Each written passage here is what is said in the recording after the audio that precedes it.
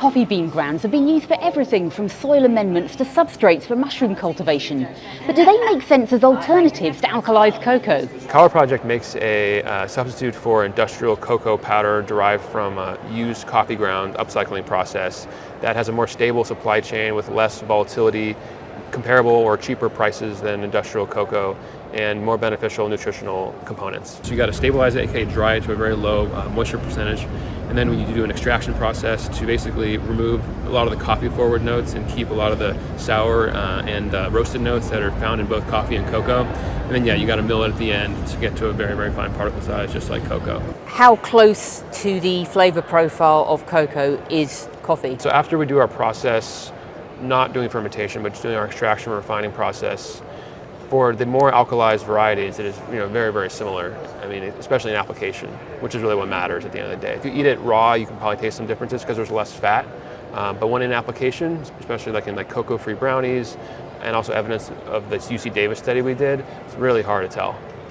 Typically, what kind of percentage of cocoa are companies looking to replace? It's kind of a moving target. Some are looking for 100% cocoa free, especially if they're middlemen who are looking to sell to others because they want to have this sort of cocoa-free story.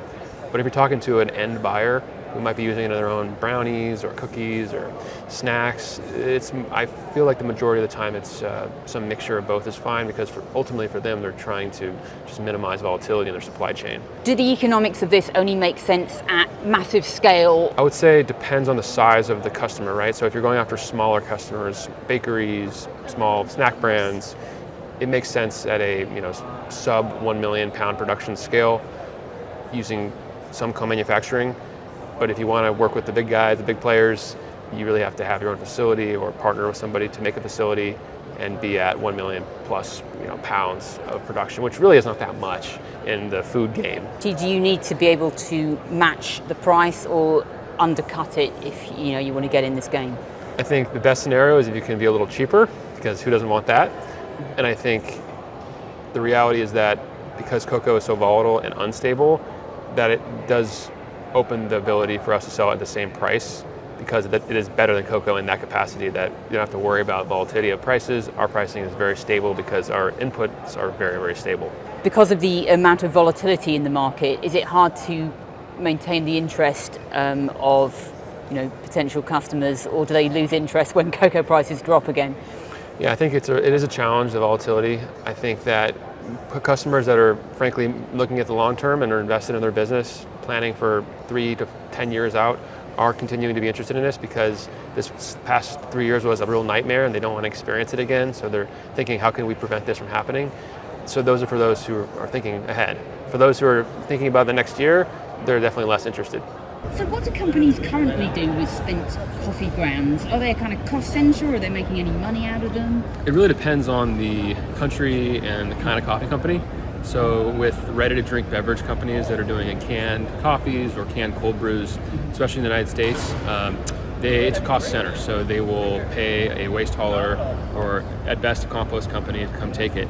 So sometimes it's $1 million plus cost center. So for them, it really does matter, especially with the margins being a challenge in the coffee industry. The waste is a challenge. And also just dealing with waste haulers who may or may not always come to get it. Sometimes they have to have multiple waste haulers and backups. In the instant coffee world, especially in Asia and South America, they will burn it. So it provides energy to the roasters. Raising money has indeed been pretty challenging, especially for venture capitalists and the like. I think that one of the smart ways that we've figured out how to bring in cash to the business is to do paid pilots with coffee factories that have the waste stream and are interested in basically doing paid R&D of looking at their waste, understanding sort of what value is in there and what applications in the chocolate market can be done. We did one with Nabeiro Group in Portugal, which was very helpful for the business and for them. And the same can be done with companies that are buying chocolate or cocoa that are looking to figure out, can they look at substitutes? But it's not easy to do. Not everyone wants to pay.